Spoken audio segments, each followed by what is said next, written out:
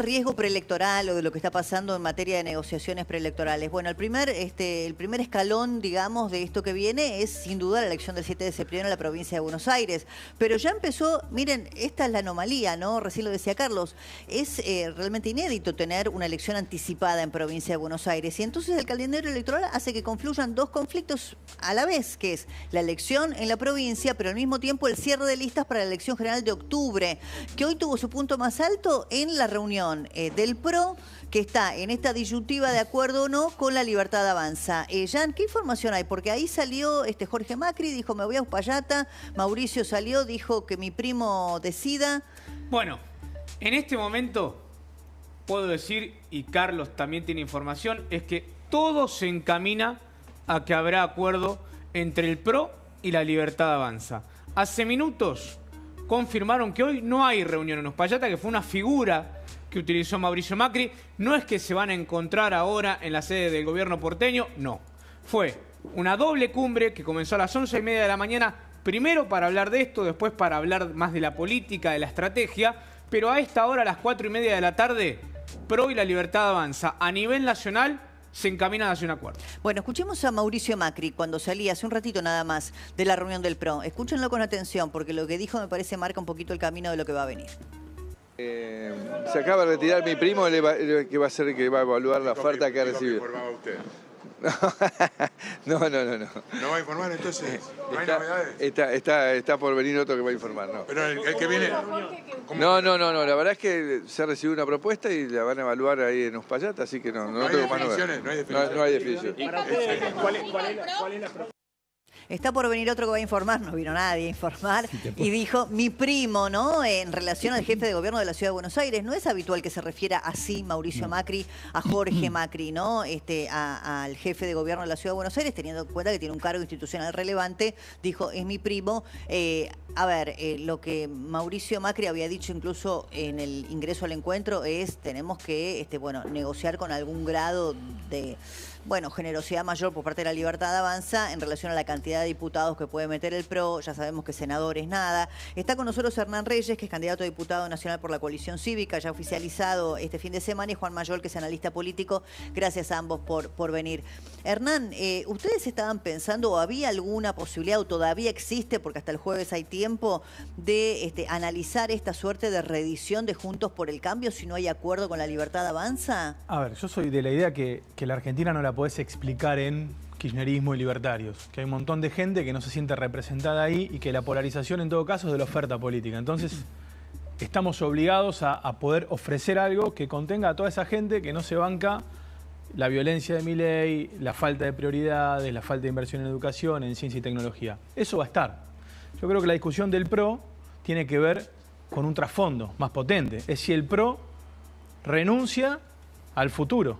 Es decir, si renuncia a defender los valores que siempre ha defendido. En Juntos por el Cambio teníamos una visión institucionalista, de división de poderes, de equilibrio fiscal, pero también de una mirada social importante. Y lo que está en juego hoy me parece en todos los partidos, y bienvenido sea porque va a sanar la discusión, es hacia dónde rumbea el futuro. Y yo creo que en este debate lo que está en juego es eso. Nosotros ya tomamos la decisión.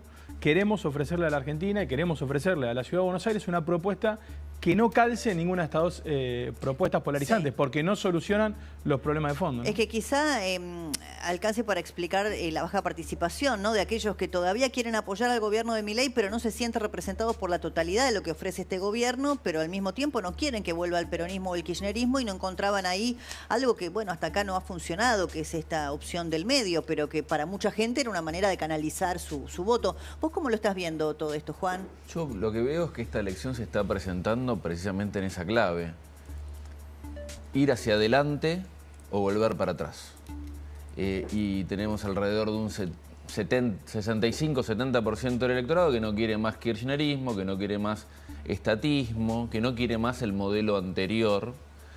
Y me parece que en esta elección se va a auditar básicamente, se va a poner en valor si la gente avala el rumbo que está tomando el gobierno de Milei, sobre todo en el plano económico. Yo coincido que hay un porcentaje del electorado que quiere que al gobierno en el plano económico le vaya bien, pero no coincide quizás con algunos modos, con las formas, con las maneras de expresarse del presidente, y ese es un electorado que hoy está en la disyuntiva. Me parece que al final del día, gran parte, no totalizo, gran parte del electorado del medio se va a volcar a la alternativa de apoyar a la Libertad Avanza, por más que no le guste en algunas cuestiones del estilo personal de Milei. ¿Y qué opciones tiene el PRO en esta disyuntiva, ¿no? Porque en la provincia de Buenos Aires estaba claro que hay una demanda social que un poco fue la que en la interna de Juntos por el Cambio les hizo perder el poder, ¿no? Porque no llegaron a la presidencia, que era, si van separados, pierden. Era obvio, así ocurrió cuando Kicillof logró la reelección. En la Ciudad de Buenos Aires no está ese fantasma. Entonces, ¿qué opciones tiene el PRO con esta idea de los libertarios de, si ustedes vienen, bienvenidos, pero acá es todo violeta, claro, los senadores son nuestros, diputados, no sé, capaz que les dejamos meter uno? Yo creo que en la Ciudad de Buenos Aires el kirchnerismo tiene un piso, porque hay que empezar a pensar desde dónde parte el kirchnerismo y a dónde puede llegar el kirchnerismo. Tiene un peso y un techo bastante claro y definido, que lo vimos en las últimas elecciones, que le garantiza de mínima el senador por la minoría. Y la lógica misma polarizadora de una elección que, a diferencia de la elección a legisladores porteños, en donde la Libertad Avanza duplicó en votos al PRO, porque se está votando Senado, se está votando la agenda nacional, se está votando el rumbo económico, que más allá de las dificultades, hay una gran mayoría que apoya el rumbo económico, en oposición quizás, como decía antes, a lo anterior. Al PRO le queda un espacio muy chiquito para negociar. Me parece que el PRO debe estar pensando, bueno, a ver, ¿cuánto recibo de diputados y qué perspectiva puede tener una negociación a poder negociar en 2027? Que es algo incierto, porque acá claro, pasa que 2027... Tener la ciudad. Yo sé que queda lejos, pero me parece que la disputa hoy entre la Libertad Avanza y el PRO, más allá si le dan 2 diputados o le dan 1, es el 2027, porque si van juntos, ¿qué opciones tiene el PRO de presentar un candidato propio y de no perder la ciudad en el 27? Y si van separados y pierde las elecciones, como perdió las elecciones porteñas, me parece que la alternativa o la potencial chance de retener la ciudad o de fijar el continuismo del PRO en la ciudad en un contexto de una alianza se diluye completamente. Entonces me parece que el PRO está ante una gran disyuntiva. Claro, yo no tengo la respuesta. Una encerrona, sí. Vos tenías información, ¿no, Carlos? Sí, iba en línea con lo que decía Jan. La información es que, bueno, el PRO se reúne, pero me están haciendo llegar una información de hoy a la mañana de la Libertad Avanza. La Libertad Avanza hizo una reunión hoy a la mañana. ¿En paralelo a la del PRO? A la mañana, a las 10 de la mañana. Duró 10 minutos. Duró 10 minutos. Se acordó hacer alguna alianza, no se habló del PRO, y en esa reunión estaban la presidenta de la Libertad Avanza, Pilar Ramírez, el vicepresidente de la Libertad Avanza, que es Juan Pablo Escalese, y el secretario general, que es Juan Pagós. Duró muy poco. Lo que a mí me cuentan es que en realidad ellos ya le dijeron al PRO lo que van a hacer. De acá en adelante el PRO tiene que ver si acepta o no acepta lo que la Libertad Avanza va a hacer. Y yo te diría, lo primero que va a hacer la Libertad Avanza, los primeros 5 casilleros son de la Libertad Avanza. Bueno, eso es lo primero. Si es así, el PRO metería un solo diputado. Los primeros 5 casilleros son de la Libertad Avanza. Ellos dicen, si vamos solos, metemos 2. Existe la posibilidad en que estos 5 entre alguno del PRO. Y la información que yo tengo... Pará, ¿vos decís que entre los primeros 5 ni siquiera le podrían dar uno al PRO entre los primeros 5? No. Por ahora no, no. Si hay una nueva negociación, pero la información es más importante. Es probable que el primer candidato en Capital Federal, en la lista de diputados de la Libertad Avanza, sea Pilar Ramírez. Bueno, eso es un dato, porque es la enemiga pública número 1 de Jorge Macri. Y es la persona de más íntima confianza de Karina Milei. Así que atención con esos datos. Débora, ¿sabes que cuando escucho esto, la pregunta es, ¿para qué sos diputado? Si la idea es ser diputado, vayamos con el que gane y vayamos con cualquiera. ¿Para qué sos diputado? Y vos sos diputado para defender ideas, para defender valor y para imaginar un país. Vamos a acompañar, el PRO va a acompañar una lógica que impone al hijo como juez de la Corte por decreto. Bueno, eso no, pero los vetos, por ejemplo, que ahora en la sesión del miércoles van a tener que ratificar o blindarle el veto al presidente o permitir que la ley avance, el PRO hoy dijo Ritondo, nosotros vamos con el gobierno. Yo con esta pregunta lo que quería hacer el ejercicio entre todos, decir, el ser diputado tiene un sentido y en la Argentina hay un montón de cosas que no están cuidadas ni representadas por nadie, que no las representan ni la Libertad Avanza ni el peronismo. Hoy, por ejemplo, en la Argentina, vos tenés 800 investigadores del CONICET que no están nombrados, que hicieron el concurso, que tienen orden de mérito y que no están nombrados. Se ataca la salud, la educación, cosas que son la solución a los problemas argentinos, no son el problema del problema. ¿Quién va a representar esos intereses? Por eso nosotros lo que estamos diciendo, y yo no coincido con la mirada de que esto está polarizado, lo que está polarizado es la oferta y la responsabilidad nuestra con humildad es poder construir una oferta política para que todos esos vuelvan. Nosotros tenemos que volver a encontrar un lugar seguro, un refugio para la clase media de la Ciudad de Buenos Aires, para el que no puede pagar la prepaga a fin de mes porque la desregularon y los tipos venden dólares, los hijos ayudan a los padres, los nietos ponen plata, porque es un abuso fenomenal. Para cuidar la universidad, para cuidar el Garrahan. Sí, quizá permita que mayor cantidad de gente participe, que no se sienta representada por las dos fuerzas que están hoy mayoritariamente. Pero no es solo los que no vinieron, sí, Débora, sino son los que están votando por miedo a que vuelva al pasado, votan a Milei. Si nosotros podemos construir una alternativa, yo no coincido que Milei sea para adelante, Milei es para abajo. La violencia discursiva, la violencia política con la que ejerce el poder, veto y DNU, no es la salida para el país. Si no hay institucionalidad, esto que decían económicamente, no va a funcionar. Espera, déjame ahí con el veto, ¿no? Porque hoy esta semana es clave por este tema. Ya están los vetos, hoy hubo una comunicación del gobierno en relación a la justificación porque el presidente vetó todo, ¿no? El tema jubilatorio, el tema de la moratoria y también la emergencia en discapacidad. Se necesitan los famosos 87 héroes para blindarle el veto al presidente y que el Congreso, que necesita una mayoría especial, no le tuerza la mano. ¿Están los números, Jan? ¿Qué se sabe? Bueno, Débora, esto es una negociación, ahí ustedes ven el comunicado. Ahora Carlos me va a ayudar con el costo estimado, pero el gobierno habla de que esto le da un quiebre al Producto Bruto Interno del 0,9%, pero en cuanto a negociaciones, primero, Débora, ¿cuántos son los diputados que van a asistir? Eso como primera medida. Clave. O sea, porque es clave saber cuántos se sientan. Cuántos presentes hay, sabes cuánto necesitas de número para tener esa mayoría especial, ya sea para aprobarlo o para rechazarlo. Vos hacías la analogía de los 87. Bueno, ahí tienen lo que vetó el presidente en su totalidad, el aumento de los jubilados, la moratoria previsional y la emergencia en discapacidad. Muchos, ahora nos va a decir su pensamiento Hernán también, pero muchos de los diputados difieren de esto, Débora.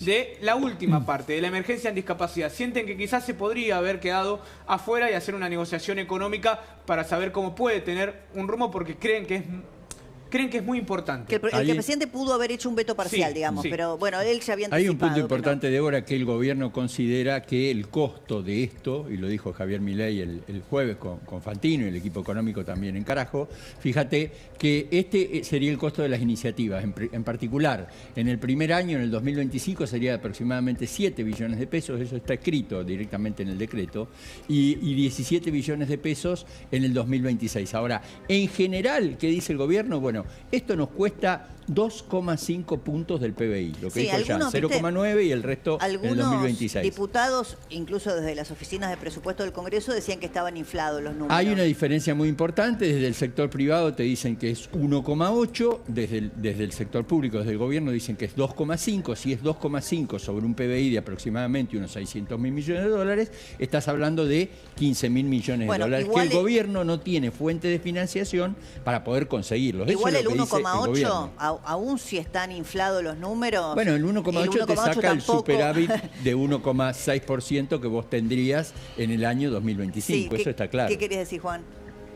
No, que para el gobierno también lo que más le preocupa es la moratoria, me parece, ¿no? Ya me estoy metiendo en otro... porque yo creo que va es el total agrandando del la bolsa paquete, de la problemática de cara a futuro. Creo también, que es el total del paquete, porque me parece la moratoria no es... Me parece que no estaría... sería muy complicado una moratoria, pero en realidad el total del paquete, o sea, gastar esos 15.000 millones de dólares, bueno, Hernán... ¿Y están los números, Jan? ¿Qué se sabe para el miércoles? Están, porque acá el punto es que como el gobierno también tiene una relación un tanto cortada por estas últimas semanas con los gobernadores, muchos de esos gobernadores que tienen representación parlamentaria, ni hablar de lo que pasó la semana pasada con la foto el día miércoles de Puyaro, Yar Llora, Claudio Vidal de Santa Cruz, el gobernador Sadir, uno se empieza a preguntar qué negociaciones están tejiendo. Es cierto, Débora, pero por ejemplo la semana pasada hubo una foto importante. Otra vez los radicales, si se quiere, que le ponen la peluca, que no le ponen la peluca, pero hubo una foto, Martín Menem, con Campero, bueno, con todo... Sí, bueno, ellos son importantes porque le pueden dar el número que necesita el gobierno. Por eso yo hacía mención a esa foto, es un detalle importante, pero también porque es cierto lo que vos decís, lo de este grito federal de estos 5 gobernadores, pero hay muchos gobernadores que también hablaron con Guillermo Francos y ya anticipan que no estamos en contra del gobierno. Comienzan ya a reperfilar y a recalcular negociaciones porque, Débora, esto es una actividad netamente política y parlamentaria. El gobierno necesita de los votos, como vos marcás, tanto en Senado como en diputados, los gobernadores influyen mucho, pero también necesitan financiamiento, que es lo que venimos hablando hace semanas. Por eso, Débora, es muy importante entender estas últimas 72 horas del fin de semana aquí, cómo se movió la negociación del gobierno nacional con estos gobernadores que, como vos marcaste, presentaron este frente en vistas a 2025. Juan, yo, bueno, soy bastante escéptica respecto a la lectura de las encuestas, pero bueno, estamos cerca de la elección de septiembre y hay algunas que más allá de la intención de voto uno mira porque te dan un poquito el pulso de lo que está pasando con la ciudadanía, con el electorado. Lo que se ve o lo que empieza a aparecer es que hay una intención de acompañar mayoritariamente al gobierno, ¿no? De seguir apostando por el gobierno, a pesar de que el peronismo, como va unido en la provincia de Buenos Aires en septiembre, también aparece competitivo. ¿Ustedes qué están viendo? Bueno, primero coincido con tu mirada, ¿no? Lo que más me incomoda de las encuestas es las predicciones electorales. Claro, yo por eso digo, es muy complejo, sirve, nota al pie, sirve como termómetro, son metodologías con sesgo, siempre nuestro sesgo todos los meses va al mismo lugar, entonces permite leer la tendencia. Claro, por eso yo miro un poco más el comportamiento social y otras cosas. Ahora, nosotros lo que vemos es ese escenario. El gobierno está mucho más fuerte en el interior que en la provincia de Buenos Aires y en la ciudad de Buenos Aires. Eso es una realidad. Va a depender muchísimo de cómo armen los armados territoriales con los gobernadores, si van juntos, van separados, demás. Ahora, en la provincia de Buenos Aires vemos un escenario muy competitivo, como vos comentabas antes, es algo novedoso, competitivo entre el peronismo y la Libertad Avanza, pero hay que leer 8 secciones que son completamente distintas, en donde hay En la tercera parece que el peronismo, como sucedió históricamente, se impone, pero en la primera hay un muy buen candidato desde mi punto de vista, la Libertad Avanza, muy buen candidato, pero hay que ver cómo traccionan los intendentes también, para un lado y para el otro. Y después tenés particularidades. La segunda y la cuarta, no me voy a poner específico, pero tenés intendentes que no cerraron con la Libertad Avanza. Pero podría pasar y bueno, puede pasar de todo en esa sección. Que quede un escenario en donde el gobierno gane, pero por muy poquito, y entonces también esto se ha leído de cara a lo que va a pasar entre septiembre y octubre, como que el peronismo todavía es una alternativa de poder en la Argentina. El peronismo va a estar competitivo de una manera u otra en la provincia de Buenos Aires. En las elecciones donde perdió, en la época del 2017 y demás, perdió con 37 puntos. Y no creo que baje de ese nivel. El tema es cuánto va a tener el gobierno, Yo creo que hay un punto, gobierno en las elecciones. Creo que hay un punto de detalle, Débora, que es la asistencia a votar. Eso va a ser fundamental. No solo en la provincia, nacional. La primera parte del año, Débora, y lo hablamos acá con Paulino, recuerdo en ese momento, con Juan Pablo Barqui, no llegamos al 60% en todo el país, de todas las que fueron a legisladores. Por ejemplo, Jujuy, yo estuve en Misiones, Santa Fe. En la ciudad. En Cabal lo mismo. Poca asistencia, poco caudal de gente a votar. Hay que entender que, bueno, las elecciones provinciales quizás traccionan menos cuando se desdoblan que la nacional, eso punto número uno. En la Ciudad de Buenos Aires lo que pasó fue, las elecciones provinciales votan los inmigrantes también, que tienen una tendencia al voto mucho menor. En las elecciones de Buenos Aires votó solamente el 20% del padrón de inmigrantes, que representa el 20% del total. Los no inmigrantes fueron el 60%, fue bajo, ¿no? Pero entonces hay que ver todas las particularidades, ¿no? En la provincia van a votar los inmigrantes que tienen una tendencia a votar más a los peronistas. Claro. Bueno, por eso. Hay que van ver a ser cómo elecciones juega. que lo que va a ver es cómo se van a leer los datos. Consolidado nacional, quién gana más secciones electorales, cada cual va a tratar de llevar agua para su molino. ¿no? Como siempre. La duda yo te quiero preguntar, Débora. Hernán, por las testimoniales, porque la verdad que es impresionante ver la cantidad de candidatos que ya dijeron. Vos que sos un hombre de la política, que venís militando hace años, que como dijiste recién, ¿para qué querés ser diputado? O sea, yo me presento un cargo porque quiero honrarlo, porque tengo una idea, Ahora, la cantidad de candidatos testimoniales que ya dijeron que se presentan pero que no van a asumir. ¿Te acordás que antes era una estafa generalizada pero había como vergüenza? Claro. Ahora se jactan Se dice. de que van a estafar a la gente. Y lo dicen, sí, me presento y me voy a dar de baja. La verdad que había que revisar la cuestión electoral, ¿no? La justicia electoral, el código electoral. En un punto, de alguna manera, habría que poder sancionar a quien toma una posición pública, una candidatura, y después directamente avisa a la población de que se va a bajar. Es un escándalo. Vos sabés que la semana pasada contó acá Silvina Martínez que había hecho ella una presentación en la justicia para, bueno, buscar que haya alguna manera de que se... a través de una declaración jurada. Hay que pensarlo, un digo. compromiso del candidato de decir yo me presento a este cargo y lo voy a cumplir. Y si no lo hiciera, si no asumo, tengo que dejar Además, el cargo. el intendente que se baja No me puedo presentar. Y lo ato con lo que intendente que se baja concejal. Yo acá Eso tengo es- 6. Es una cosa de Y lo ato loco. con lo que decías, Débora, vos, perdóname, John, con la falta de participación. Porque hay dos datos. Primero, obviamente, hay una oferta que falta y que nosotros queremos representar para que la gente pueda ir a votar si no se siente con Milei o con el kirchnerismo. Y eso lo vamos a hacer. Pero después hay otro dato, que es la degradación de la política. Si vos en el recinto, gente que se escupe, que se insulta, si después ves candidato que dice me presento y me bajo, ¿qué hace? Que la gente diga yo no participo. Entre que no tengo mi oferta y que esto es un desastre, yo me corro. ¿Y eso qué genera? Que gobiernen minorías intensas. Claro. Entonces el laburante, la gente de a pie, el profesional, el comerciante, el que dice yo no me meto ahí. Y eso es el mayor de los problemas de la democracia. Las democracias tienen que estar llenas de participación y en todo caso, digo, rompernos los cuernos en ese debate. Pero esta lógica de la estafa, el insulto, la falta de formación de los diputados, el oportunismo, me parece que hay que terminarlo porque lastima mucho, mucho a la democracia de las instituciones que después repercuten en la Pero economía. esto no viene de Milei, ¿no? Viene Viene del No, kirchnerismo pero pará. Desde 2009, Néstor Kirchner lo inventó. Los testimoniales Ahora, fueron en el 2009, ¿no? No, y hoy Carly Estaban Bianco, Kirchner, el jefe de gabinete volvió a de decir lo Kicillof, mismo. lo defiende. lo defiende. Sí, volvió a Ahora, decir lo Juan, ¿la mismo. gente cómo lo toma? La gente Se acostumbra en que el general, tipo se te presenta como candidato y te dice, yo no voy a cumplir, pero quiero que vos veas que mi fotito es mejor que la de otro. Que el no nivel de conoces". descreimiento con respecto a la política y las instituciones asociadas a la política es mayoritario, ¿no? Entonces, por eso también el nivel de apatía y de alejamiento que tiene la gente con respecto a la política en general, ¿no? Sí, sí. Juan, gracias. Juan Mayor como analista político y también a Hernán Reyes, que es candidato a diputado nacional por la Gracias, coalición gracias, cívica. Iván. Gracias por haber venido. Por supuesto a Yana, a Jenny, a Carlos, a todos. Nosotros ya venimos. No sé, tengo algo para contarte antes de la charla que ya viene con Juan.